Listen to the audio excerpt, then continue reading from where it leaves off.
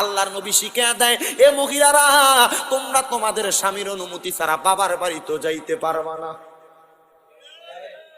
আর আপনার বউ আপনার অনুমতি দূরের কথা, আপনারা বলো না হাজীগঞ্জের বাজারে যায় বাজার করতে, 50 টাকার একটা উন্না কিনবে 10 দোকানে ঘুরে।